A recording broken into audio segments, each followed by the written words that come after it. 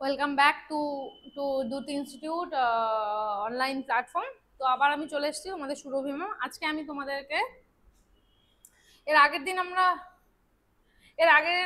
এর আগের দিন আমরা পড়েছিলাম মানব কল্যাণে অণুজীব, মানে মাইক্রোবস ইন হিউম্যান ওয়েলফেয়ার।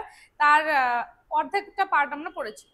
আচ্ছা, তো আজকে আমরা তার কন্টিনিউশন বাকি পার্টটা পড়বো। ফার্স্টেই আছে কি সিওয়েজ ট্রিটমেন্ট। মানে সিওয়েজ মানে কি? সিওয়েজ ট্রিটমেন্ট হচ্ছে কি নর্দমার সিওয়েজ ট্রিটমেন্ট হচ্ছে কি নর্দমার জল বিশুদ্ধিকরণ। সিওয়েজ ট্রিটমেন্ট হচ্ছে কি নর্দমার জল, আমি বাংলাতেও লিখে দিচ্ছি কারণ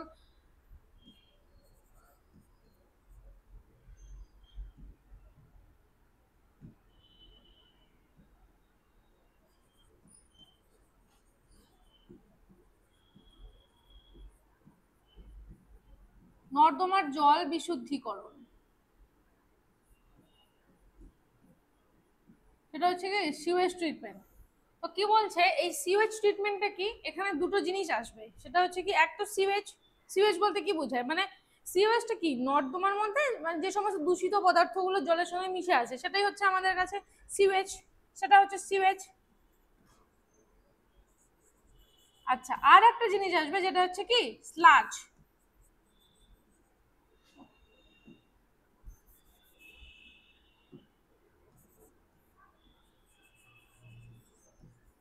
স্লাজ, স্লাজটা কি? স্লাজ হচ্ছে আমাদের গৃহস্থালীর যে সমস্ত গৃহস্থালীর বর্জ্য পদার্থ। সিওয়েজ তো বুঝলাম জলের সাথে, নর্দমার জলের সাথে দূষিত পদার্থ মিশে থাকে, সেটাই হচ্ছে আমাদের কি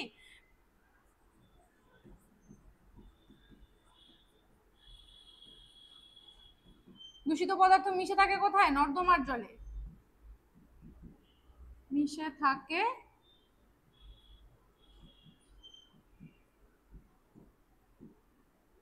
নর্দমার জলে।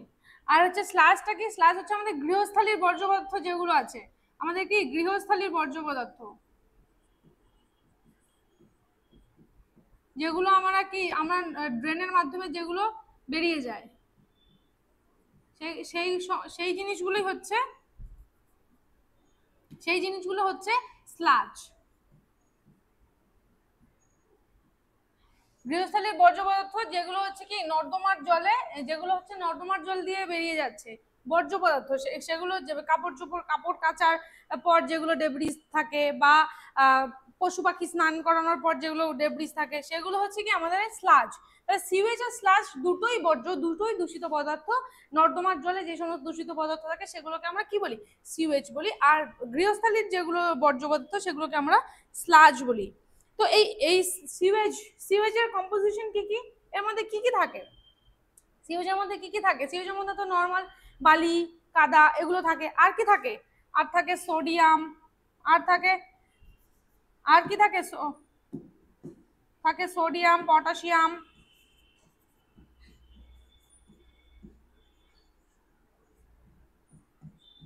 সোডিয়াম, পটাশিয়াম, থাকে সালফেট,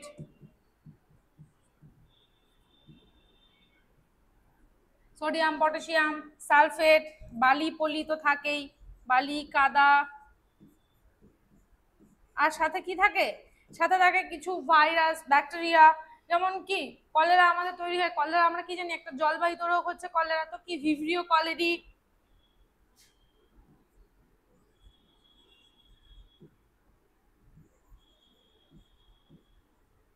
ভিভ্রিও কলেরি। আর কি থাকে? এন্টামিবা হিস্টোলাইটিকা,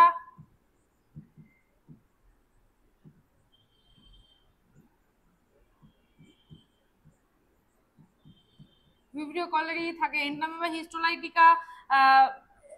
এছাড়া এই মাইক্রোবস গুলো থাকে। আর কি থাকে? সালমোনেলা টাইফি, আমাদের টাইফয়েড হয়, সালমোনেলা টাইফি।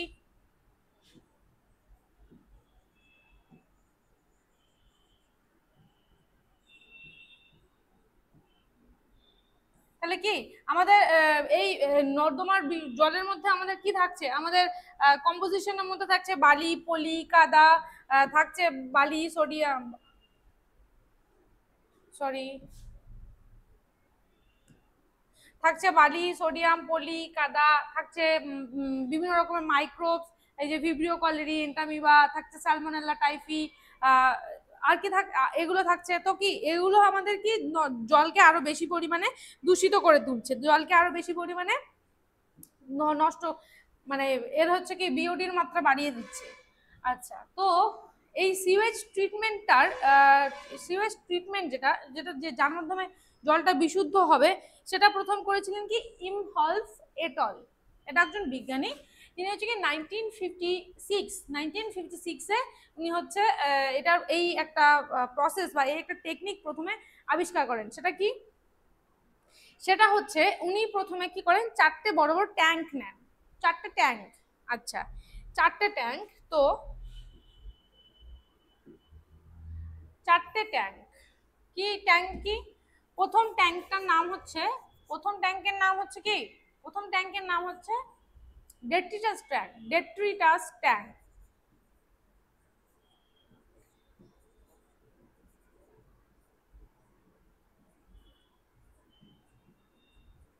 আচ্ছা, প্রথম ট্যাঙ্কটা হচ্ছে ডেট্রিটাস ট্যাঙ্ক। কি হয় এই ট্যাঙ্কে, নর্দমার জল এই ট্যাঙ্কের মধ্যে আসলো, মানে নর্দমার জল নালা নিকাশির মাধ্যমে এই ট্যাঙ্কের মধ্যে প্রবেশ করলো। কি হয় এই ট্যাঙ্কে কি আছে, এই ট্যাঙ্কের মধ্যে আছে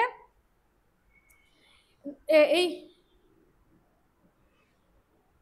সরি, এই ট্যাঙ্কের মধ্যে আসে কি হয়, এই ট্যাঙ্কের মধ্যে এসে স্বাভাবিক এই ট্যাঙ্কের মধ্যে মানে জল স্রোত স্রোত যুক্ত জল চলছে, এবার সেটা কোথাও গিয়ে যদি স্থির জায়গায় যদি থাকে, স্থির জায়গায় যদি পড়ে সেই জলটা, তাহলে কি হবে, স্বাভাবিকভাবে সেই জলের মধ্যে যে বড় বড় ডেব্রিস গুলো, যেগুলো ভারী, অপেক্ষাকৃত ভারী কণা, সেগুলো কি হবে, থিতিয়ে পড়বে।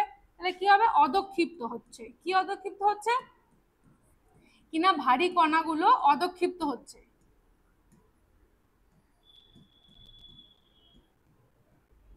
হ্যাঁ, অধঃক্ষিপ্ত হচ্ছে কি, এই যে জলের যে ভারী কণাগুলো, অপেক্ষাকৃত তুলনামূলক যে বড় বড় ডেব্রিস, সেগুলো থিতিয়ে পড়ছে, ট্যাঙ্কের নিচের দিকে থিতিয়ে পড়ছে। এইবার 2 নম্বর ট্যাঙ্ক, পরের ট্যাঙ্কে জলটা যাবে, পরের ট্যাঙ্কটা হচ্ছে কি স্কিমিং, বাংলাতে লিখি, পরের ট্যাঙ্কটা হচ্ছে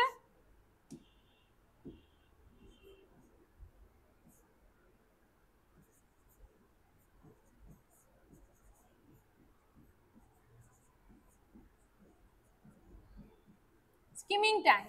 তো এই পরের ট্যাঙ্কটা কি, পরের ট্যাঙ্কটায় কি হচ্ছে জলটা, পরের ট্যাঙ্কটা যেহেতু স্কিমিং ট্যাঙ্ক, তো সেখানে কি হচ্ছে, সেইখানে বিভিন্ন দিক থেকে, এবার এই যে ডেট্রিটাস ট্যাঙ্ক, সাপোজ আমি যদি এটা যদি ধরি, আমি 1 নম্বর ট্যাঙ্ক, এটা ধরলাম আমি 1 নম্বর ট্যাঙ্ক, এখান থেকে এখানে গেল 2 নম্বর ট্যাঙ্ক, এটা না, এতে তো যাওয়া যাবে না, তার মানে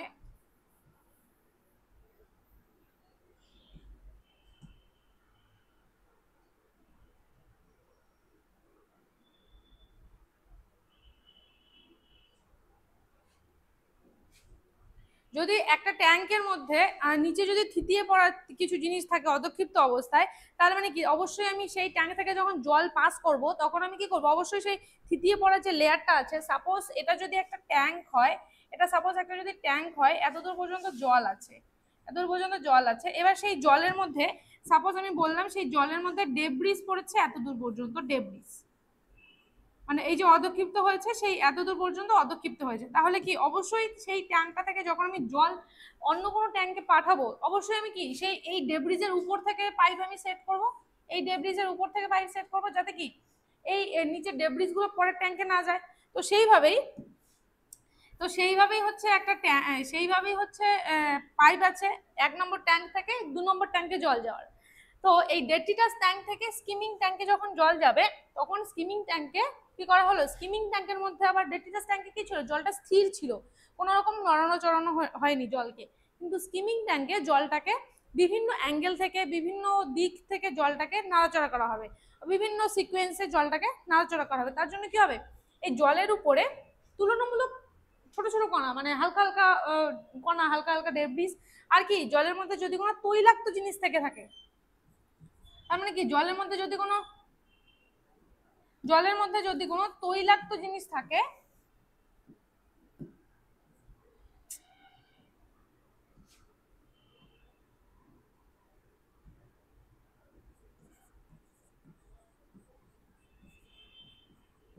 কোনো তৈলাক্ত বস্তু, আর হচ্ছে কি, আর হচ্ছে কি তুলনামূলক হালকা, তুলনামূলক হালকা, হালকা বস্তুগুলি, তুলনামূলক হালকা বস্তুগুলি কি হবে, জলের এই স্কিমিং ট্যাঙ্কের জলের উপরে ভাসতে থাকবে। আগেরটা আমরা কি দেখলাম, থিতিয়ে পড়েছিল, আগেরটা কি অধক্ষিপ্ত হয়েছিল, থিতিয়ে পড়েছিল। এই 2 নম্বর ট্যাঙ্কে কি হলো, জলটা নাড়াচড়া করার ফলে জলটা কি হলো, তৈলাক্ত জিনিসগুলো, আমরা কি জানি জল তেল জলে ভাসে, তেলে জলে তো কখনো মিশ খায় না। তো তৈলাক্ত জিনিসগুলো, তৈলাক্ত বস্তু আর হচ্ছে হালকা বস্তু যেগুলো যেগুলো ডেট্রিটাস ট্যাঙ্কে থিতিয়ে পড়েনি, সেইখান থেকে যেগুলো তুলনামূলক হালকা সেই বস্তুগুলো ভাসতে থাকবে, স্বরের মতো ভাসতে থাকে। তো এবার আগের ট্যাঙ্কটাই আমি কি করলাম, পরে আমি 3 নম্বর ট্যাঙ্কে আসবো, পরে আসবো আমি 3 নম্বর ট্যাঙ্ক। 3 নম্বর ট্যাঙ্ক হচ্ছে আমাদের 3 নম্বর ট্যাঙ্ক হচ্ছে আমাদের সেডিমেন্টেশন ট্যাঙ্ক। 3 নম্বর ট্যাঙ্ক আমাদের কি, সেডিমেন্টেশন মানে অধক্ষিপ্ত ট্যাঙ্ক বা সেডিমেন্টেশন ট্যাঙ্ক, সেডিমেন্টেশনই লিখছি।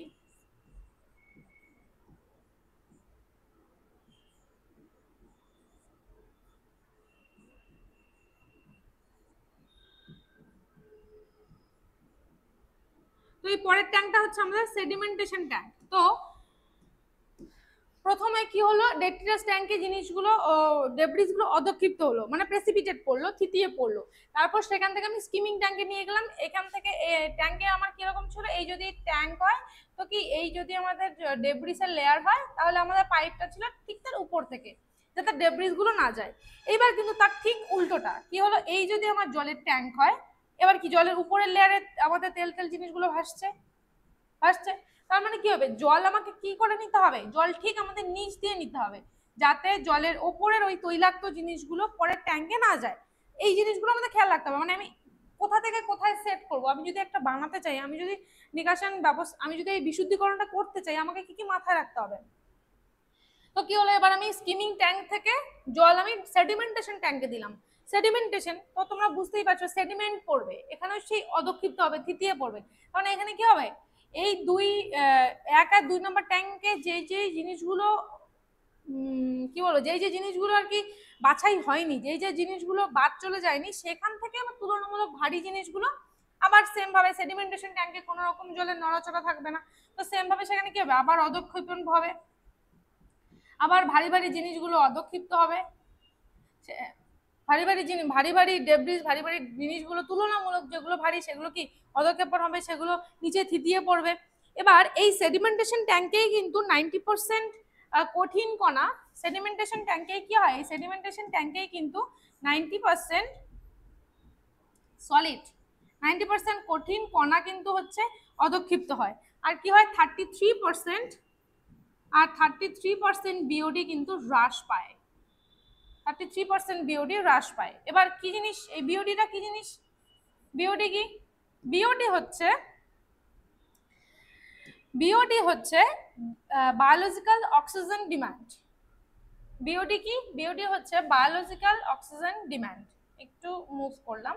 আচ্ছা, তো এই বিওডিটা কি জিনিস, বিওডি হচ্ছে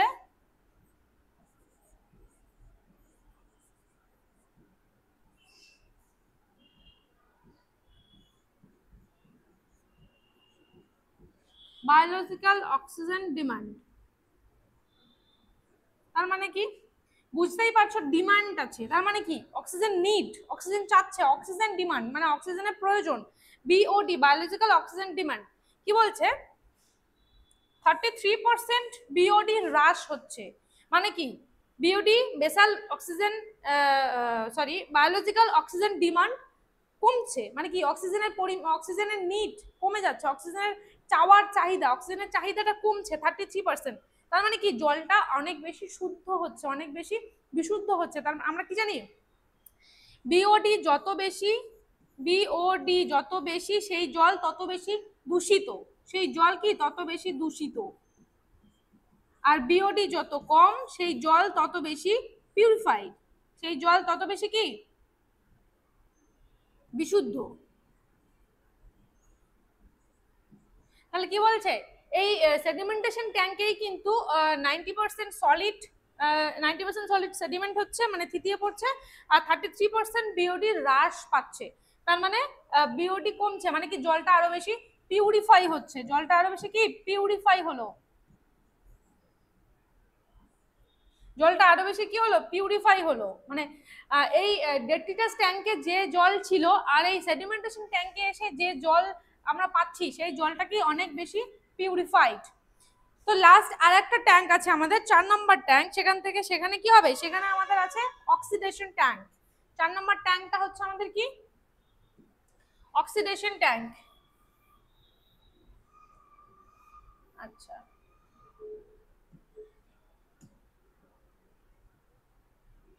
4 নম্বর ট্যাঙ্ক হচ্ছে আমাদের অক্সিডেশন ট্যাঙ্ক।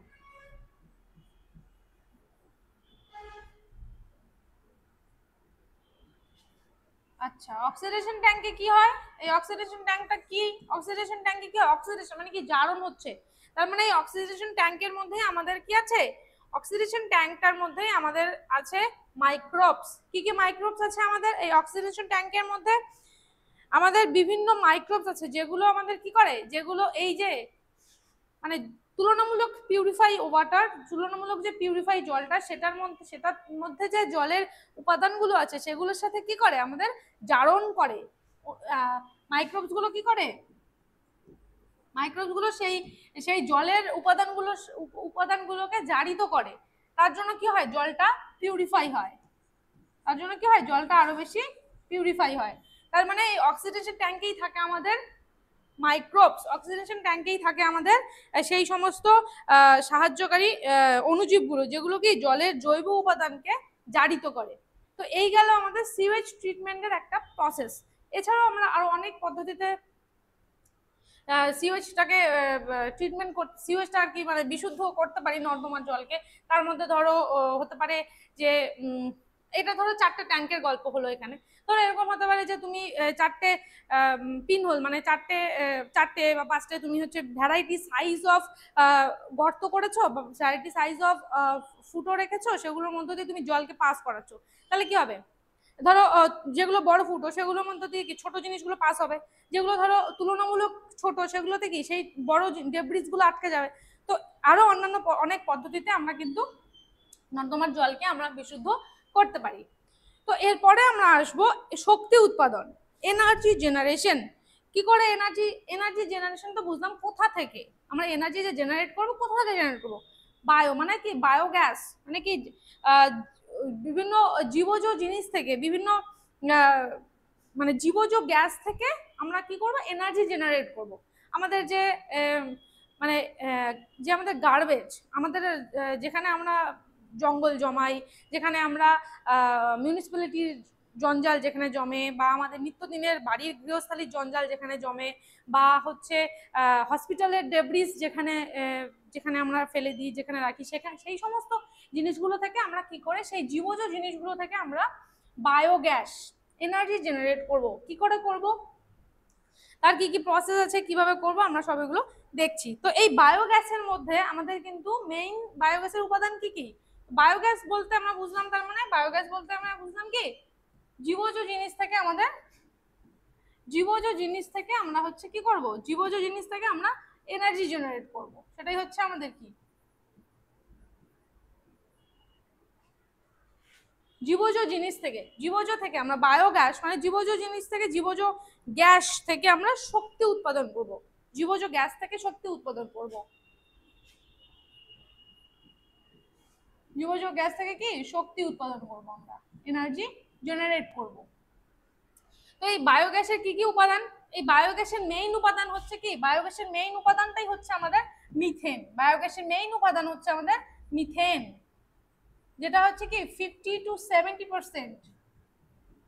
তারপরেই আছে আমাদের কার্বন ডাই অক্সাইড CO2, সেটা কি 30-40%। আর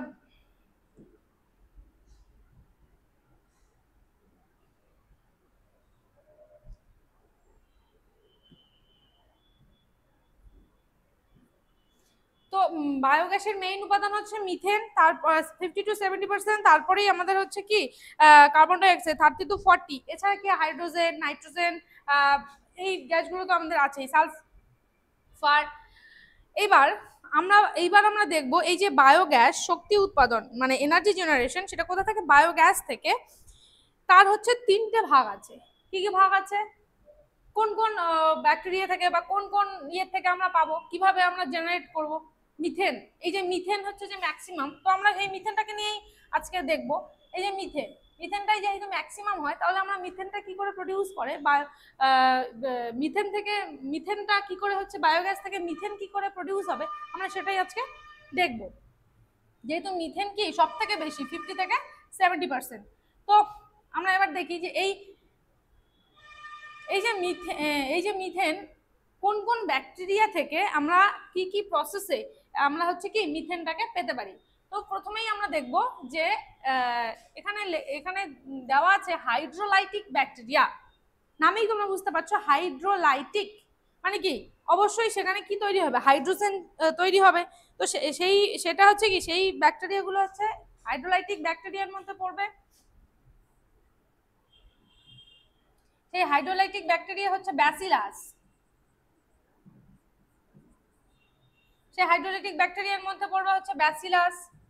তারপরে আসবে সেই হাইড্রোলাইটিক ব্যাকটেরিয়ার মধ্যে আসবে ব্যাসিলাস, আসবে হচ্ছে ক্লস্ট্রিডিয়াম, আসবে রাইনোকক্কাস, আসবে ক্লস্ট্রিডিয়াম,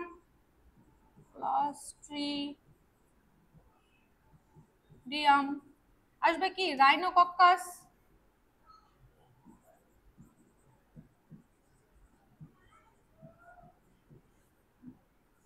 অবশ্যই এগুলো এসপি হবে। এই যে ব্যাকটেরিয়াগুলো কি করছে, এই ব্যাকটেরিয়াগুলো আমাদের যে গার্বেজ গুলো আছে সেই গার্বেজ থেকে কি করছে, গার্বেজ হাইড্রোলাইটিক পদ্ধতিতে কি করছে, হাইড্রোজেন, কার্বন ডাই অক্সাইড এগুলো তৈরি করছে। এগুলো কি করছে আমাদের, এগুলো হচ্ছে আমাদের hydrogen, H2, carbon die oxide, CO2 এগুলো তৈরি করছে।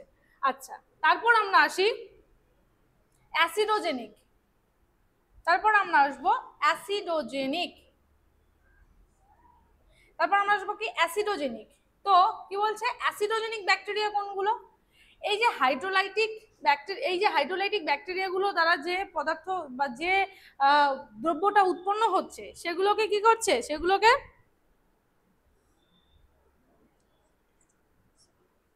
সেগুলোকে অন্য আর এক ধরনের ব্যাকটেরিয়া, সেটা কি নাম, সেগুলো হচ্ছে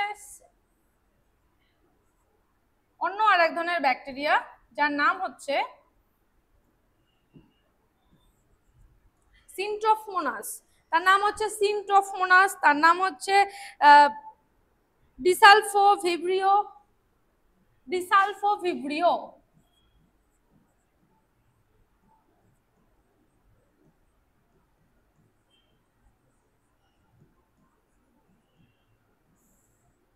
ডিসালফোভিব্রিও এটা একটা ব্যাকটেরিয়া। আর কি,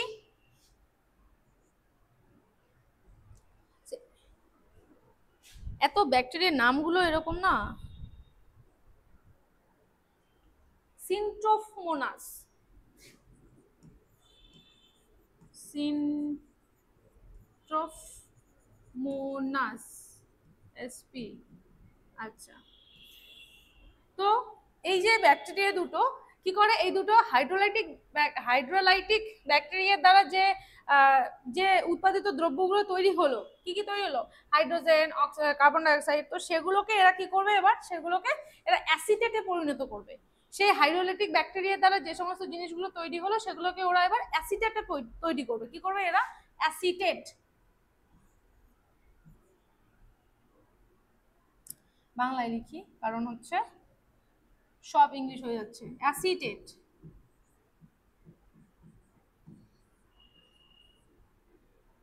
সেগুলো হচ্ছে কি অ্যাসিটেট, সেগুলোকে ওরা কি করবে, কিসে তৈরি করবে, সেগুলোকে ওরা অ্যাসিটেটে তৈরি করবে।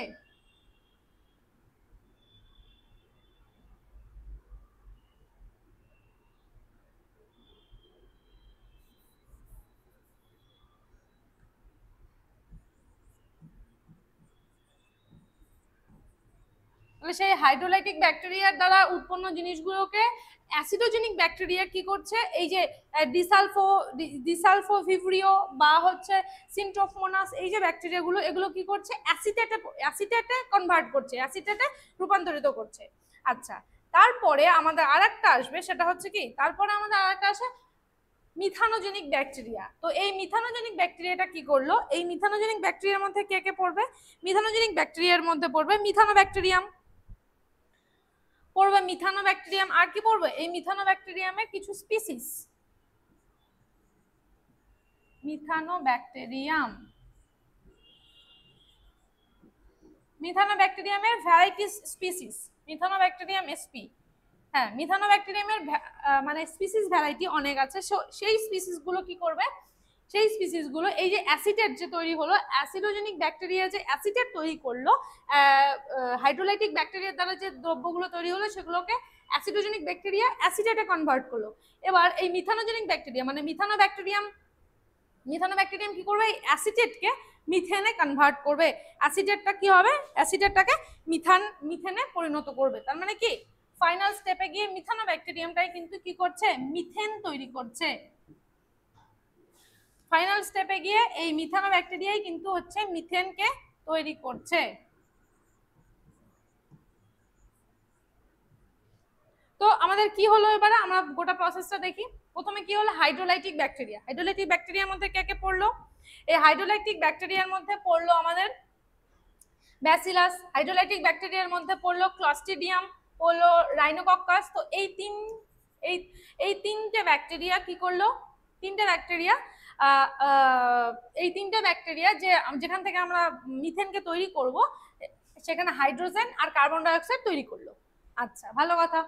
এবার এই অ্যাসিডোজেনিক ব্যাকটেরিয়া কি করলো, অ্যাসিডোজেনিক ব্যাকটেরিয়ার মধ্যে পড়বে ডিসালফোভিব্রিও আর পড়বে কি সিন্ট্রোফোনাস। এই দুটো ব্যাকটেরিয়া কি করলো, হাইড্রোলাইটিক ব্যাকটেরিয়ার দ্বারা যে দ্রব্যগুলো উৎপন্ন হলো হাইড্রোজেন কার্বন ডাই অক্সাইড সেগুলোকে অ্যাসিটেটে কনভার্ট করলো, সেগুলোকে কি করলো অ্যাসিটেটে কনভার্ট করলো।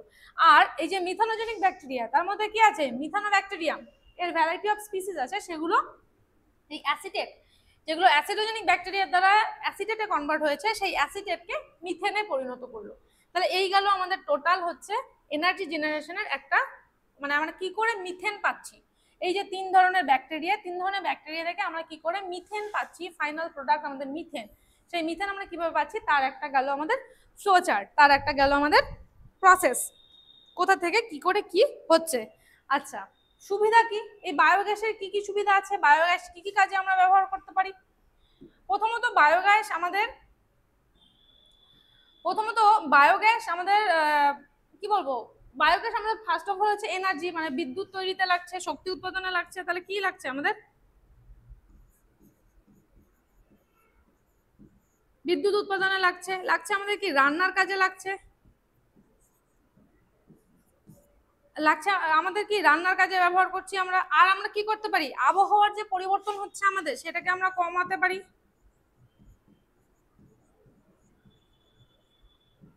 আবহাওয়ার পরিবর্তনকে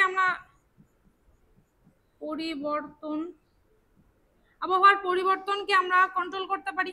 আচ্ছা এখানে একটা জিনিস তোমাদেরকে বলি, সেটা হচ্ছে তো মুভ করে দিচ্ছি,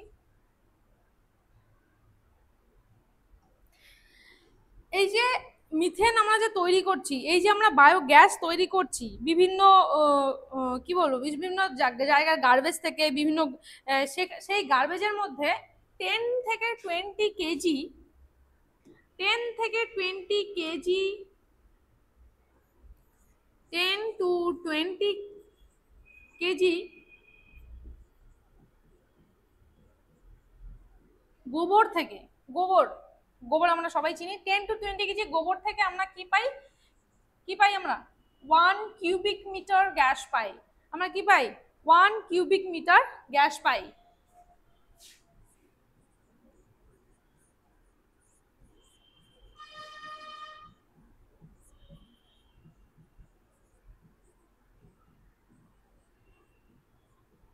আচ্ছা গেল, গোবর থেকে আমরা 10 থেকে 20 কেজি গোবর থেকে আমরা 1 কিউবিক মিটার আমরা হচ্ছে কি পাই, গ্যাস পাচ্ছি। আচ্ছা 25 থেকে 30 কেজি হচ্ছে কি মানুষের মল থেকে, 25 থেকে 30 কেজি মল, মানে মল থেকেও কিন্তু আমরা সেম 1 কিউবিক মিটার হচ্ছে 1 কিউবিক মিটার আমরা গ্যাস পাই। আচ্ছা আর কি পাই আমরা, আর কোথা থেকে পাই, আমরা পাই শাকসবজি থেকে, শাকসবজির খোসা, ফলের খোসা পাই, মুরগির মল, মানে 8 থেকে 15 কেজি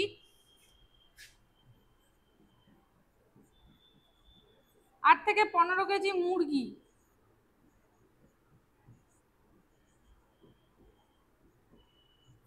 মুরগির মল থেকেও কিন্তু আমরা সেম 1 কিউবিক মিটার গ্যাস পাই।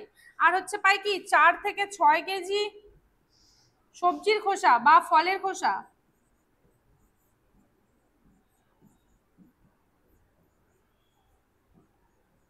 বা ফলের খোসা।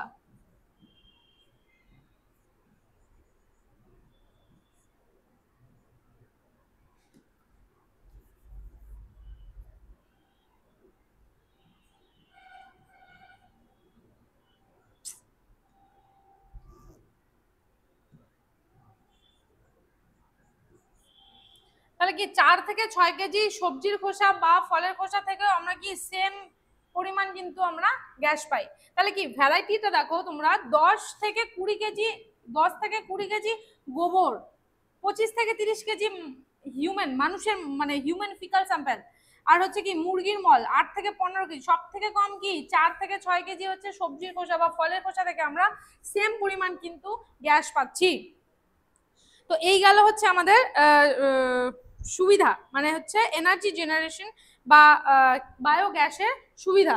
এরপর আমরা দেখব, এরপর পড়বো আমরা কি বায়ো কন্ট্রোল এজেন্ট বা জৈব নিয়ন্ত্রণকারী প্রতিনিধি, বায়ো কন্ট্রোল এজেন্ট বা জৈব নিয়ন্ত্রণকারী প্রতিনিধি। তো জিনিসটা কি জৈব নিয়ন্ত্রণকারী মানে কি, জীব দিয়েই আমরা জীবকে কন্ট্রোল করব, মানে কোনো একটা জীব দিয়ে অন্য এক প্রকার জীবকে আমরা কন্ট্রোল করব, তাদের ক্ষতিকারক জিনিস থেকে আমরা ক্ষতিকারক প্রভাব থেকে নিজেদেরকে রক্ষা করব, মানে জীব দিয়েই ক্ষতিকর জীব ধ্বংস করব, সেটাই হচ্ছে কি জৈব নিয়ন্ত্রণ।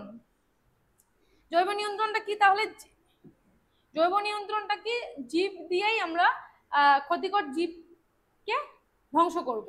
আচ্ছা, এবার এই জৈবিক নিয়ন্ত্রণের প্রতিনিধি কারা, এবারে জৈবিক নিয়ন্ত্রণের প্রতিনিধিরা হচ্ছে কারা কারা আছে, এখানে দেখতে পাচ্ছ গাপ্পি, গাপ্পি মাছ, এটা একটা গাপ্পি, এটা একটা গাপ্পির আলাদা ভ্যারাইটি, এটা একটা গাপ্পির আলাদা ভ্যারাইটি। এই গাপ্পি মাছ, এই যে তেলাপিয়া, ব্যাং, ব্যাঙাচি, এগুলো কি করে, এগুলো হচ্ছে আমাদের মশার লার্ভাকে ভক্ষণ করে, মশার লার্ভাকে ওরা খেয়ে নেয়, যার জন্য কি আমাদের মশার পপুলেশনটা আমাদের কন্ট্রোল হয়। আর কি আছে, এই যে গিরগিটি, স্যালামেন্ডার, টিকটিকি, এগুলো কি করে আমাদের স্থলের যে প্রাণীগুলো আছে, ছোট ছোট প্রাণী যে দেখতে পাচ্ছ তোমরা আরশোলা খাচ্ছে, তো এই ধরনের যে কীট পতঙ্গগুলো আছে সেগুলোকে কিন্তু এরা খায়। তো সেই দিক থেকে দেখতে গেলে এরা কিন্তু আমাদের জৈবিক নিয়ন্ত্রণের এক প্রকার প্রতিনিধি। এই গাপ্পি মাছ বলো, স্যালামান্ডার বলো, তেলাপিয়া বলো, ব্যাঙাচি, ক্যাটপল বলো, ব্যাং, গিরগিটি, টিকটিকি, এগুলো কিন্তু আমাদের এই জৈবিক প্রতিনিধি, আমাদের কিন্তু জৈবিক নিয়ন্ত্রণের এক প্রকার প্রতিনিধি। এরপর আমাদের আরো প্রতিনিধি আছে, যেগুলো কি কিছু সন্ধিপতি প্রাণী আছে, যেমন ধরো কিছু সন্ধিপতি প্রাণী আছে, যেমন কিছু সন্ধিপতি প্রাণী, যেমন ধরো কি বলবো, এটা হচ্ছে লেডিবাগ বিটল, লেডিবাগ বিটল, দেন হচ্ছে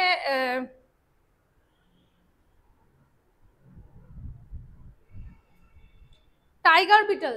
এই যে টাইগার বিটল, এটা কি করে, টাইগার বিটলটা কি করে, টাইগার বিটল হচ্ছে ধানের যে হচ্ছে পেস্ট, গান্ধি পোকা, আমরা কি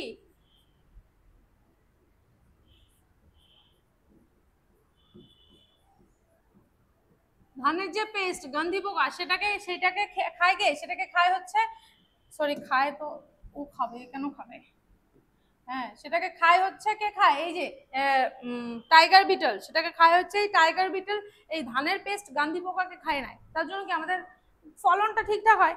আচ্ছা, এই যে ladybug beetle, ladybug beetle beetle কি করে, মাকড়সা খায়, লেডিবাগ বিটল কি করে, মাকড়সা খায়।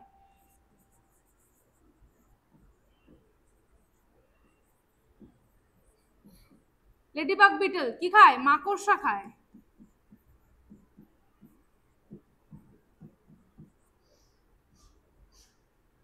এই যে লেডিবাগ বিটল কি খায়, মাকড়সা খায়। আবার আমরা কি দেখছি, মাকড়সা কি করে, মাকড়সা তার জালের মাধ্যমে কি কীট পতঙ্গকে ধরে খেয়ে নেয়। তো মাকড়সাও আমাদের কি এক ধরনের প্রতিনিধি। আর কি আছে, কিছু মাইক্রোবস আছে, ভাইরাস, ব্যাকটেরিয়া, ফাঙ্গাস, তো অ্যালগি, তো সেগুলো হচ্ছে কি আমাদের হচ্ছে জৈবিক নিয়ন্ত্রণের হচ্ছে প্রতিনিধি। এছাড়া এই মাইক্রোবস গুলো আমাদের প্রতিনিধি কি করে হলো, এই মাইক্রোবস গুলো কি করে আমাদের, ধরো এই মাইক্রোবস আছে, এরপরে আছে কি প্রোটোজোয়া আছে, কিছু প্রোটোজোয়া, কিছু নিমাটোড,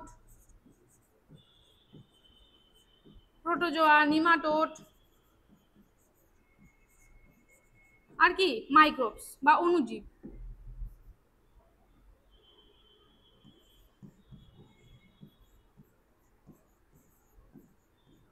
তাহলে কি করে এই যে প্রোটোজোয়া, মাইক্রোবস, এই অণুজীব, এগুলো কি করে, এগুলো হচ্ছে কি করে, এগুলো আমাদের যে সাপোজ ধরো এই এগুলো হচ্ছে ওই যে গান্ধী পোকা, তার উপর যদি অ্যাটাক করে, ধরো গান্ধী পোকা কোনোভাবে ইনফেকশন হয়ে গেল, তাহলে কি আলটিমেটলি টাইগার বিটল না খেলেও কিন্তু গান্ধী পোকা মরে যাচ্ছে। আমরা কি তারাও আমাদের জৈবিক প্রতিনিধি, তারাও আমাদের কি তারাও আমাদেরকে হেল্প করছে এই এই কন্ট্রোলে, এই জৈব নিয়ন্ত্রণকারী প্রতিনিধি হিসেবে বায়ো কন্ট্রোলে তারাও হেল্প করছে। তো তারা কি করছে, রোগ সৃষ্টি করছে, যার জন্য কি তারা আমাদের হেল্প করছে। আচ্ছা, এরপর আমরা দেখি পেস্ট দমনে। পেস্ট দমনে, এর আগে আমরা পেস্ট দমনে কি দেখলাম, শুধু টাইগার বিটল যে কি করে গান্ধী পোকা মানে ধানের পেস্টকে খেয়ে নিচ্ছে, যার জন্য কি ধানের পেস্টের হচ্ছে সংখ্যা কমছে, পপুলেশন কমছে। তো এবার আমরা দেখবো পেস্ট দমনে কি কি জৈবিক পদ্ধতি আছে। কি কি আছে পেস্ট দমনে, আমরা এখানে দেখছি এই যে এগুলো হচ্ছে অ্যাফিড। তো অ্যাফিড গুলো কি করে, অ্যাফিড দমনে হুপার ফ্লাই লার্ভা। অ্যাফিড দমনে কে, অ্যাফিড দমনে হচ্ছে, লিখে দিচ্ছি, অ্যাফিড দমনে হুপার ফ্লাই।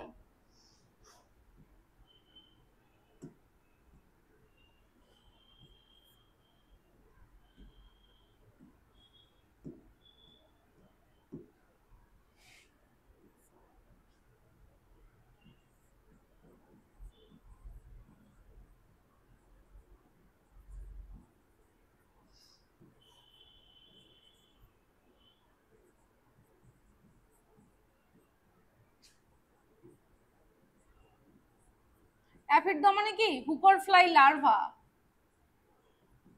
আচ্ছা, অ্যাফিড দমনে হচ্ছে হুপার ফ্লাই লার্ভা। দেন কি আছে, লেডিবাগ বিটল কি করে, লেবু গাছের পেস্ট দমন করে। লেবু গাছের পেস্ট কি দমন করে, হুপার ফ্লাই, সরি লেডিবাগ।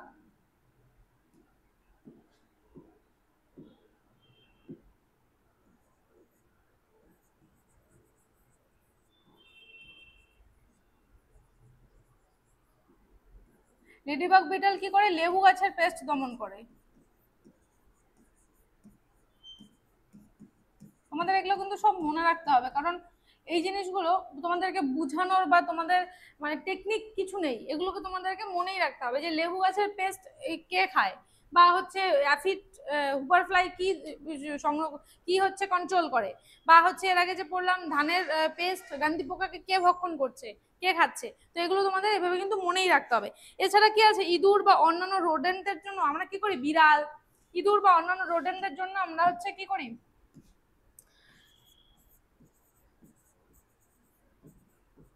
ইঁদুর ইঁদুর বা অন্যান্য রোডেন্টের জন্য আমরা কি করি, আমরা হচ্ছে বিড়াল, তারপর হচ্ছে সাপ, বিজি, বিড়াল, সাপ, চিল, বেজি, এগুলো কিন্তু আমাদের এই যে ইঁদুরকে কিন্তু এগুলো হচ্ছে খেয়ে ফেলছে। তার মানে কি ইঁদুরের পপুলেশন তারা কোনো না কোনো ভাবে কন্ট্রোল করছে। তার মানে কি তারাও আমাদের এই জৈব নিয়ন্ত্রণের প্রতিনিধি হয়ে গেল, তারাও কি এই আমাদের এই বায়ো কন্ট্রোল এজেন্টদের মধ্যে একজন। আর কি আছে, হাওয়াই দ্বীপপুঞ্জ বা হচ্ছে ভারতের হাওয়াই দ্বীপপুঞ্জে এই সমস্ত জায়গায় যে আখ চাষ হচ্ছে, সেই আখ চাষে কিন্তু হচ্ছে আখ চাষের পেস্ট কিন্তু দমন করছে, এই আখের পেস্ট কিন্তু দমন করা হচ্ছে মেক্সিকোর এক ধরনের স্পেশাল স্পিসিস, ব্যাঙের একটা স্পেশাল স্পিসিস। কি আখের পেস্ট দমন করছে কে, আখের পেস্ট দমন করছে কি এক ধরনের ব্যাঙের স্পিসিস, ব্যাঙের এক ধরনের প্রজাতি। তাহলে আখের পেস্ট দমন করছে ব্যাঙের এক ধরনের প্রজাতি। আর কি হচ্ছে, হাঁস, হাঁস কি, হ্যাঁ, দক্ষিণ ভারতে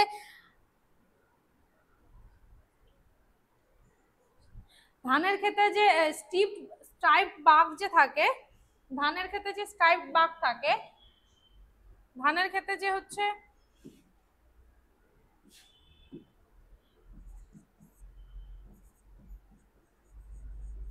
স্ট্রাইপ বাঘ ধান খেতে পাওয়া যায়, সেগুলোকে কে খাচ্ছে, সেগুলোকে খায় হচ্ছে হাঁস। তো তোমাদেরকে এগুলো মাথায় রাখতে হবে যে কোথাকার পেস্ট, কোন শস্যের পেস্ট কোন প্রাণী খাচ্ছে, কে কে আমাদের বায়ো কন্ট্রোল এজেন্ট হচ্ছে। তো এই গেল আমাদের কি বায়ো কন্ট্রোল এজেন্টের মধ্যে পেস্ট দমনকারী, যেগুলো হচ্ছে কি শিকারী, মানে এইগুলো গেল আমাদের শিকারী শিকারী কিছু বায়ো কন্ট্রোল এজেন্ট। এরপরে আমরা দেখব বায়ো কন্ট্রোল এজেন্টের মধ্যে আরো আছে, সেগুলো কি, সেগুলো হচ্ছে পরজীবী, মানে সেগুলো কাইন্ড অফ কি বলবো, কাইন্ড অফ প্যারাসাইট টাইপ। কি কি আছে তার মধ্যে আমাদের আছে, তার মধ্যে আমরা দেখবো যে ফার্স্টে আমরা দেখবো আর্মি ওয়ার্ম। এই যে আর্মি ওয়ার্ম, এটা কি, এটা হচ্ছে ভুট্টা গাছের পেস্ট। এই আর্মি ওয়ার্মটার জন্য ভুট্টা মানে চাষ হতো না, বা ভুট্টা চাষ সাফল্য অর্জন করতো না, তার বলতার একটা পরজীবী আছে যেটা কি এই আর্মি ওয়ার্মকে খেয়ে জীবন ধারণ করে। তো তার জন্য কি আমাদের ভুট্টা চাষ আরো বেশি স্মুথ হচ্ছে, আরো বেশি স্মুথ হয়ে গেছে অলরেডি। আচ্ছা, আর আছে উদ্ভিদের সাধারণ পেস্ট, যেমন সাদামাছি, উদ্ভিদের সাধারণ পেস্ট সাদামাছি।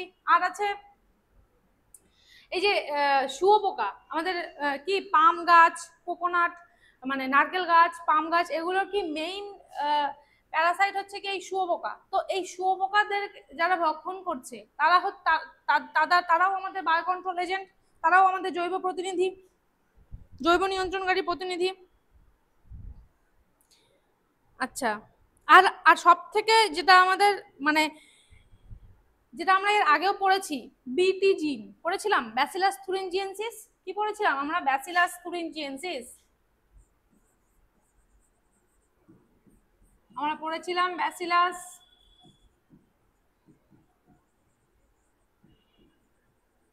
থুরিনজিয়েন্সিস। এটা কি এক ধরনের ব্যাসিলাস থুরিনজিয়েন্সিস, এটা একটা ব্যাকটেরিয়া। এটা কি, এটা হচ্ছে কি করে, এটা হচ্ছে, এটা একটা টক্সিক, এর এর মধ্যে একটা টক্সিক জিনিস আছে এই ব্যাকটেরিয়ার মধ্যে, যেটা কি করে, যদি কোনো শস্যের বা কোনো ক্ষেতের বা কোনো গাছের মূলে বা গাছের গোড়ায়, বা এটাকে যদি স্প্রে করা হয়, বা কোনো তৈরি হওয়া কোনো ফসলের মধ্যে আমি যদি সেটাকে ইনজেক্ট করি, তাহলে কি হয়, সেই সেই ফসলটা, বা ধরো টমেটোর মধ্যে আমি এই ব্যাসিলাস থুরিনজিয়েন্সিসের যে টক্সিক ম্যাটেরিয়ালসটা আছে, টক্সিক সাবস্টেন্সটা আছে, সেটা আমি টমেটোর মধ্যে দিলাম, তাহলে কি হবে, সেই টমেটোটা যদি অন্য কোনো পেস্ট যে হচ্ছে টমেটো খায়, বা হচ্ছে যে টমেটোর ক্ষতি করে, যে যার জন্য টমেটোর ফলন কমে যাচ্ছে, যার জন্য টমেটো চাষিরা টমেটো লাভ করতে পারছে না, তো সেই পেস্ট যদি টমেটোকে খায়, তাহলে কি হবে, সেটা হচ্ছে সেই টক্সিকের জন্য সেই পেস্টটা কিন্তু মরে যাবে। তার মানে কি, ব্যাসিলাস থুরিনজিয়েন্সিস এটা ব্যাকটেরিয়া হতে পারে, কিন্তু এটাও কিন্তু আমাদের এক ধরনের বায়ো কন্ট্রোল এজেন্ট। এটাও কিন্তু আমাদের কি,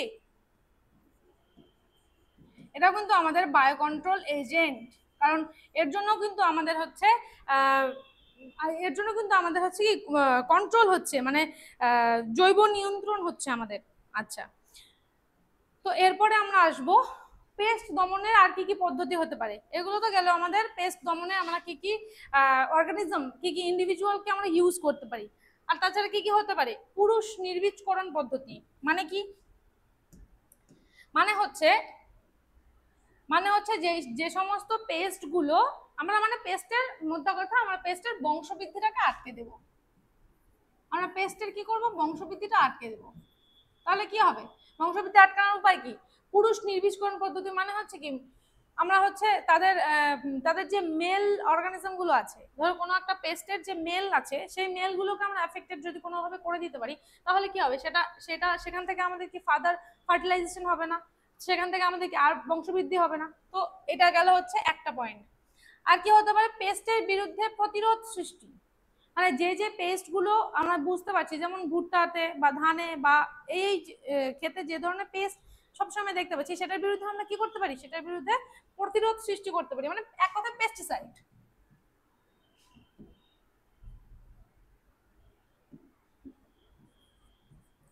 এক কথা হচ্ছে পেস্টিসাইড, এক কথা আমরা পেস্টিসাইড ব্যবহার করব। আচ্ছা, এটা গেল দুই। আর কি করতে পারি, হরমোনের ব্যবহার করতে পারি। হরমোনের ব্যবহার করে কি হবে, হরমোনের ব্যবহার করলে, হরমোনের ব্যবহার করে আমরা বিভিন্ন হরমোন ব্যবহার করে আমরা হচ্ছে কি পেস্ট দমন করতে পারি। আর হচ্ছে ফেরোমনের ব্যবহার।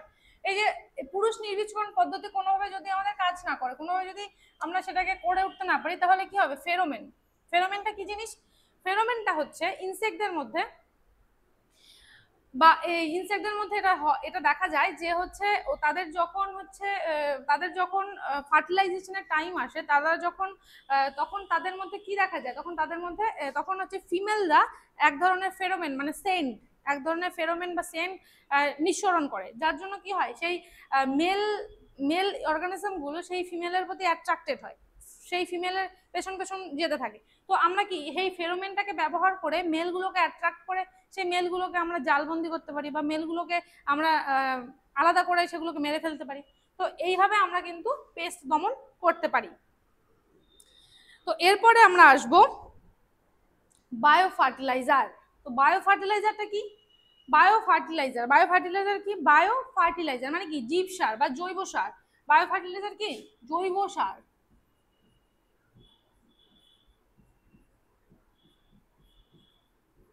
বায়ো ফার্টিলাইজারটা হচ্ছে কি জৈব সার, মানে কোন কোন, যেহেতু এটা মাইক্রোবস ইন হিউম্যান ওয়েলফেয়ার মানে মানব কল্যাণ অণুজীব, তার মানে কি অবশ্যই জৈব সার হিসেবে কোন কোন মাইক্রোবসকে আমরা ব্যবহার করছি বা কোন কোন মাইক্রোবস আমাদের জৈব সার তৈরিতে সাহায্য করছে সেগুলো আমরা দেখব। তো ফার্স্টেই আমরা দেখব যে জৈব সারের মধ্যে জৈব সারের হচ্ছে তিনটে ভাগ আছে। কি কি তিনটে ভাগ? সেই জৈব সারের ভাগগুলো হচ্ছে বায়ো ফার্টিলাইজার হচ্ছে তিন রকমের হতে পারে। ব্যাকটেরিয়াল বায়ো ফার্টিলাইজার, আর কি হতে পারে?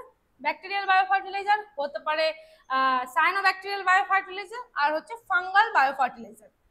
তো আমরা ফার্স্টে দেখব ব্যাকটেরিয়াল বায়ো ফার্টিলাইজার, মানে কোন কোন ব্যাকটেরিয়া আমাদের জৈব সার তৈরিতে সাহায্য করছে বা কোন কোন ব্যাকটেরিয়া থেকে আমরা জৈব সার পাচ্ছি। তার মানে কি ব্যাকটেরিয়াল বায়ো ফার্টিলাইজার, কোন কোন ব্যাকটেরিয়া? ফার্স্টেই এই ব্যাকটেরিয়াল বায়ো ফার্টিলাইজার আবার হচ্ছে কি অনেক অনেক রকম হতে পারে। সেগুলো কি? আমরা জানি কি মাটির মধ্যে নাইট্রোজেন মিশে থাকে, তো সেখানে নাইট্রোজেন মানে মাটির মধ্যে নাইট্রোজেন মুক্ত হয় কি করে? মুক্ত কি কি ব্যাকটেরিয়া দ্বারা হতে পারে? এক হতে পারে যে যে সমস্ত ব্যাকটেরিয়া মাটির মধ্যে মুক্তভাবে নাইট্রোজেনকে আবদ্ধ করে, মানে এক হতে পারে কি মুক্তভাবে নাইট্রোজেন আবদ্ধ করে,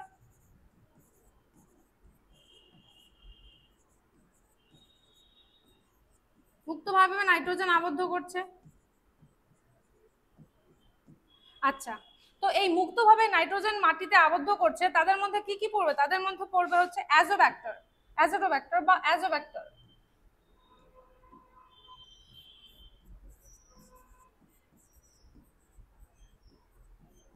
তাদের মধ্যে পড়ছে অ্যাজোটোব্যাক্টর। আচ্ছা, তো এই মুক্তভাবে নাইট্রোজেনকে ফিক্স করছে মাটির মধ্যে, তাদের মধ্যে হচ্ছে অ্যাজোটোব্যাক্টর। আচ্ছা, এছাড়াও আবার কিছু কিছু ব্যাকটেরিয়া আছে যেগুলো কি করে, যেগুলো হচ্ছে যেগুলো হচ্ছে মুক্তভাবেই কিন্তু গাছের সাথে সহচর্যে থাকে, মানে গাছের গোড়ায় বা গাছের শেকড়ের মধ্যে লেগে থাকে, সেগুলো হচ্ছে সেইভাবেও কিন্তু নাইট্রোজেনকে মাটিতে আবদ্ধ করে। আচ্ছা, আর হচ্ছে মিথজীবী ব্যাকটেরিয়ার দ্বারা। মিথজীবী ব্যাকটেরিয়া কি? রাইজোবিয়াম, অবশ্যই রাইজোবিয়াম। মিথজীবী ব্যাকটেরিয়া কি? 2 নাম্বার কি?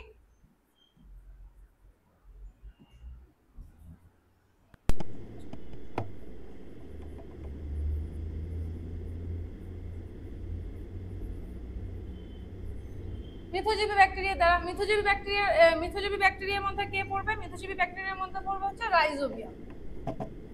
রাইজোবিয়াম গোত্রের অনেক প্রজাতি।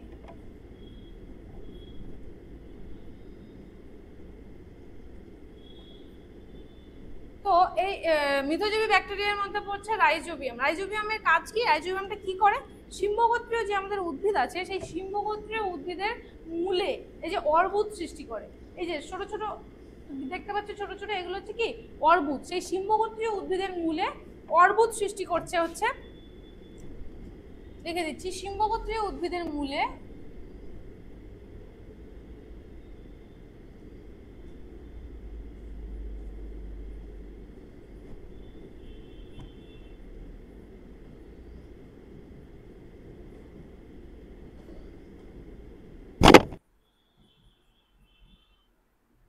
অর্বুদ সৃষ্টি করে।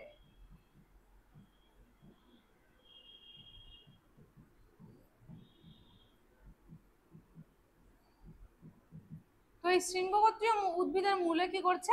অর্বুদ সৃষ্টি করছে। সেটা হচ্ছে কি রাইজোবিয়াম। তো এটা হচ্ছে গেল মিথজীবী ব্যাকটেরিয়া। আর এক ধরনের ব্যাকটেরিয়া আছে যেটা হচ্ছে কি ফসফেট ব্যাকটেরিয়া। এই দুই ধরনের ব্যাকটেরিয়াই হচ্ছে কি করছে, নাইট্রোজেনকে আবদ্ধ করছে মাটির মধ্যে। কেউ গাছের সান্নিধ্যে থেকে, কেউ মাটিতে খোলাভাবে, কেউ গাছের মূলে থেকে। তো আর হচ্ছে এক ধরনের ব্যাকটেরিয়া আছে, সেগুলো হচ্ছে কি নাম্বার 3 হচ্ছে কি ফসফেট ব্যাকটেরিয়া। নাম্বার 3 হচ্ছে কি ফসফেট ব্যাকটেরিয়া।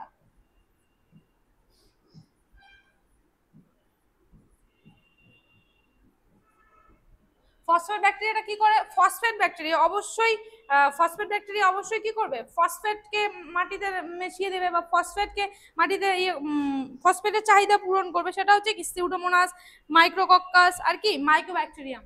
তো এই ফসফেট ব্যাকটেরিয়ার মধ্যে কে কে পড়বে? সিউডোমোনাস।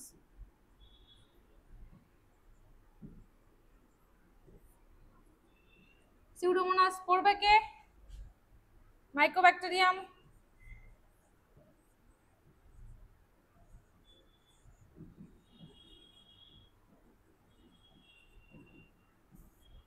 আর সিউডোমোনাস, মাইক্রোব্যাকটেরিয়াম, আর কে পড়বে? আর থাকবে হচ্ছে মাইক্রোকক্কাস।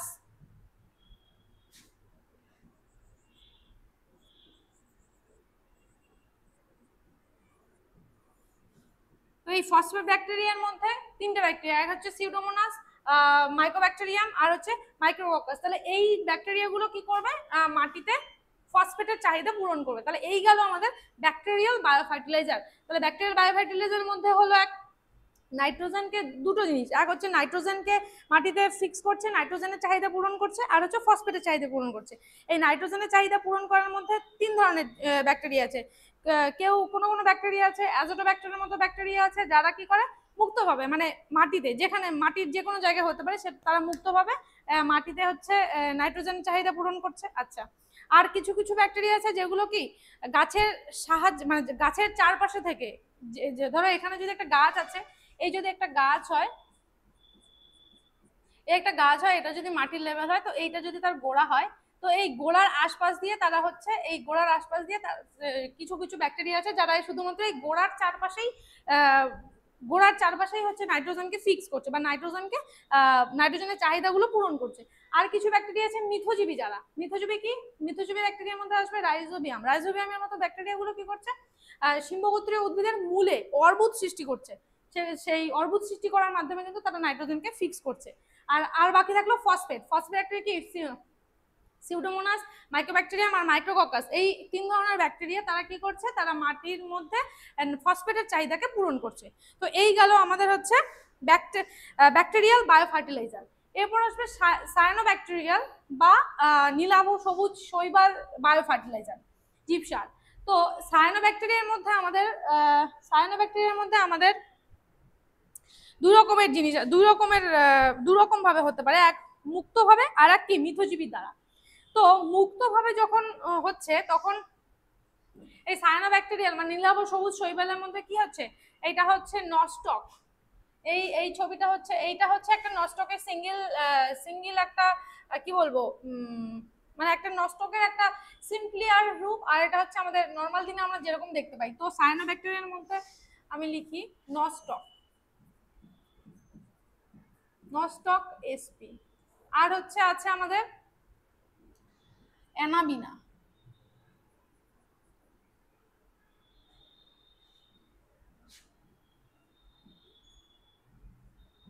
Anabaena SP. তো এই নস্টক আর অ্যানাবিনা, তো কি হলো, এই নস্টক আর অ্যানাবিনা কি হচ্ছে, মুক্তভাবে নাইট্রোজেনকে আবদ্ধ করছে।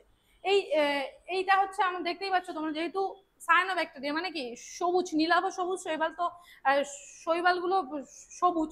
তো এটা হচ্ছে নস্টক, আর এটা হচ্ছে নস্টকের একটা সিম্পলিয়ার ফর্ম, আর এটা আমরা ডেইলি লাইফে দেখতে পারি।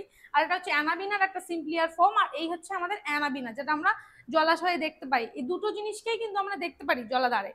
তো এইগুলো আমাদের পরিচিত, কিন্তু হয়তো আমরা নাম জানি না, বা হয়তো জানি না যে এটা কি জিনিস, এটা কি কাজে ব্যবহার হচ্ছে, এটা কেন আছে এখানে। তো এই নস্টক, অ্যানাবিনা এরা হচ্ছে মুক্তভাবে নাইট্রোজেনকে আবদ্ধ করছে, মুক্তভাবে মাটির মধ্যে নাইট্রোজেনকে আবদ্ধ করছে। আর এক ধরনের বায়োফার্টিলাইজার আছে, সায়ানোব্যাকটেরিয়া আছে, আর এক ধরনের আছে, যেটা হচ্ছে আছে যেটা হচ্ছে কি অ্যাজোলা, অ্যাজোলা এসপি। এটা হচ্ছে কি করে, এই অ্যাজোলাটা, এই অ্যাজোলা এসপি, অ্যাজোলাটা কিন্তু হচ্ছে মিথজীবী। এরা কিন্তু হচ্ছে মিথজীবী। মিথজীবী কার উপর মিথজীবী হয়? অ্যাজোলা সবসময় অ্যানাবিনার উপর মিথজীবী, মানে অ্যাজোলা অ্যানাবিনা, অ্যাজোলা অ্যানাবিনা। এই হচ্ছে, ভুল হলো আমার, একসাথে এটা হবে না, হ্যাঁ, অ্যাজোলা অ্যানাবিনা। তো অ্যাজোলাটা এই যে এখানে তোমরা দেখতে পাচ্ছ, এটা হচ্ছে তোমাদের অ্যানাবিনা। আর তাহলে এবার তোমরা এখানে দেখো, এই যে এই যে রুট গুলো, এগুলো কিন্তু হচ্ছে মিথজীবী, এগুলোই হচ্ছে কিন্তু আমাদের অ্যাজোলা। এই যে অ্যানাবিনা উপরে ভাসছে আর অ্যাজোলা কিন্তু তার নিচে আছে। অ্যাজোলা অ্যানাবিনা এরা মানে নিজেদের মানে পরিপূরক, কাইন্ড অফ পরিপূরক ওরা। অ্যাজোলা সিঙ্গেল ভাবে থাকতে পারে কিন্তু, সরি, অ্যানাবিনা সিঙ্গেল ভাবে থাকতে পারে কিন্তু অ্যাজোলা কিন্তু থাকতে পারে না, কারণ অ্যাজোলা হচ্ছে কি মিথজীবী, কারোর উপর প্যারাসাইট, কারোর না কারোর উপর তাকে নির্ভর করতেই হচ্ছে। আচ্ছা, এটা গেল হচ্ছে আমাদের সায়ানোব্যাকটেরিয়াল, মানে নীলাভ সবুজ শৈবাল, শৈবাল।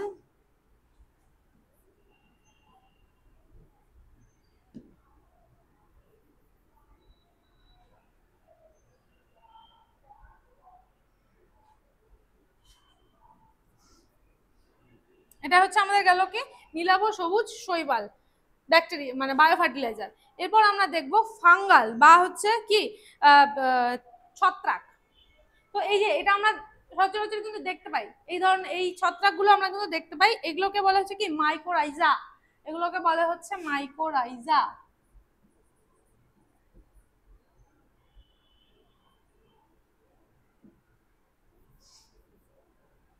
এগুলোকে হচ্ছে বলে কি মাইকোরাইজা, এগুলোকে বলে মাইকোরাইজা।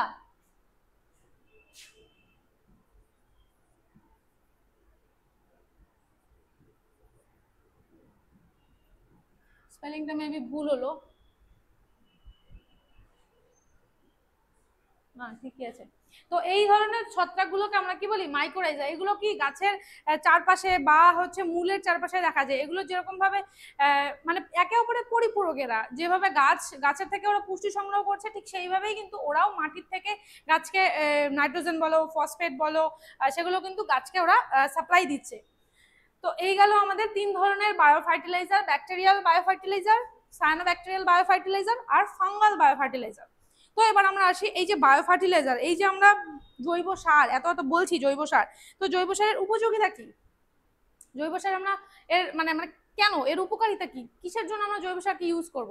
আমরা সবাই জানি জৈব সার কি, জৈব সার আমাদের কি করে, উচ্চ ফলনশীলতা, মানে কি জৈব সার আমাদের জৈব সারের জন্য আমাদের কি হয়, উচ্চ ফলনশীলতা হয়, মানে জৈব সার উচ্চ ফলনশীলতা মানে আমাদের কি হয়, জৈব সারের জন্য আমাদের ফসলের পরিমাণ বৃদ্ধি পায়, উচ্চ ফলনশীলতা।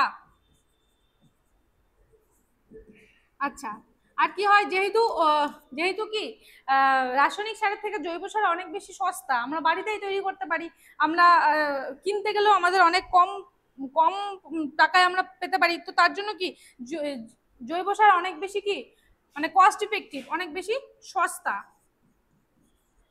সবার পক্ষে ব্যবহার করা অনেক ইজি এবং অনেক বেশি পরিমাণে ব্যবহার করতে পারি, অনেক সস্তা। আর কি কি হয়, জৈব সার ব্যবহারের ফলে আমরা দেখলাম কি জমির কি উর্বরতা বৃদ্ধি পায়।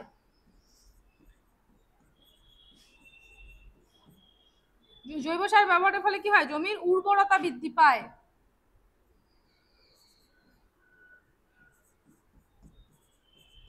উর্বরতা বৃদ্ধি পায়, আর কি হয়, জমিতে নাইট্রোজেন, আর উর্বরতা বৃদ্ধি পেলেই তো আমাদের কি হবে, নাইট্রোজেন, ফসফরাস এগুলো পরিমাণ জমিতে বেড়ে যাবে।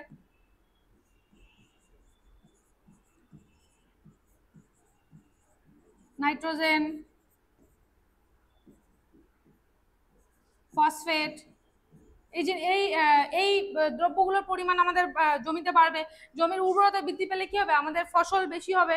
আর কি হবে, যেহেতু জৈব সার আমাদের কি অনেক বেশি কি বলবো, মানে দূষণ কম হচ্ছে, জৈব সার ব্যবহারের জন্য আমাদের কি মানে দূষিত পদার্থ কম কম তৈরি হচ্ছে, তার জন্য কি জৈব সার ব্যবহার করা অনেক বেশি কি নিরাপদ, অনেক বেশি নিরাপদ, অনেক বেশি নিরাপদ। কিসের থেকে নিরাপদ, দূষিত জিনিস থেকে, দূষণ কম হচ্ছে, তার জন্য জৈব সার আমাদের কাছে অনেক বেশি কি নিরাপদ,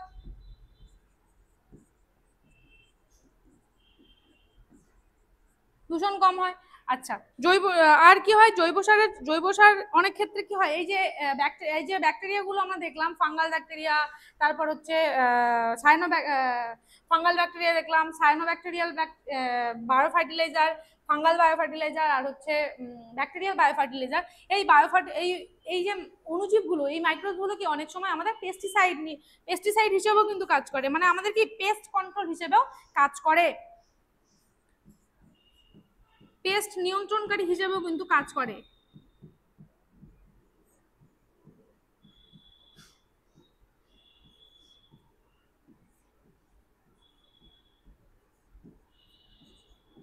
আচ্ছা, তো এই গেল আমাদের বায়ো ফার্টিলাইজারের উপকারিতা বা বায়ো ফার্টিলাইজারের সুবিধা।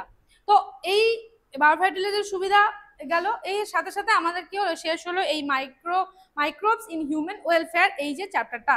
তো আমরা কি কি পড়লাম এই মাইক্রোবস ইন হিউম্যান ওয়েলফেয়ারের মধ্যে? আমরা পড়লাম সিওয়েজ ট্রিটমেন্ট, পড়লাম হচ্ছে সেই সিওয়েজ ট্রিটমেন্টের মধ্যে, সেই সিওয়েজ ট্রিটমেন্ট কিভাবে আমরা সেটাকে মানে ট্রিটমেন্ট কিভাবে করব, সেই বিশুদ্ধিকরণ, নর্দমার জল বিশুদ্ধিকরণ আমরা কি করে করব। তারপর আমরা পড়লাম হচ্ছে বায়ো কন্ট্রোল এজেন্ট, তারপর আমরা পড়লাম এই বায়ো কন্ট্রোল এজেন্টের মধ্যে কারা কারা পড়ে, কারা কোন সন্ধিপদ প্রাণী পড়ে, কোন মেরুদণ্ডী প্রাণী পড়ে, কোন অমেরুদণ্ডী প্রাণী পড়ে, প্রোটোজোয়া, ভাইরাস, কি করে আমাদের হচ্ছে বায়ো কন্ট্রোল এজেন্টের বায়ো কন্ট্রোল মানে জৈব নিয়ন্ত্রণকারী প্রতিনিধি হচ্ছে সেগুলো। তারপর আমরা পড়লাম পেস্ট দমনের আর কি কি টেকনিক থাকতে পারে, আর কি কিভাবে আমরা পেস্ট দমন করতে পারি। তারপর আমরা পড়লাম বায়ো ফার্টিলাইজার, তো সেই বায়ো ফার্টিলাইজারের মধ্যে তিনটে ভাগ আমরা পড়লাম, সায়ানোব্যাকটেরিয়াল, সায়ানোব্যাকটেরিয়াল, আর হচ্ছে কি ফাঙ্গাল। তো সবশেষে আমরা বললাম ফাঙ্গাল, সবশেষে আমরা বললাম কি জৈব সারের উপকারিতা, জৈব সার আমরা কেন আমরা জৈব সারকে ইউজ করব। তো থ্যাংক ইউ সবাইকে, ভালো থেকো, সুস্থ থেকো, আর দুটি ইনস্টিটিউটের সাথে টাচে থাকো। Thank you. ওই রে রে ছেলে, হ্যাঁ শেষ।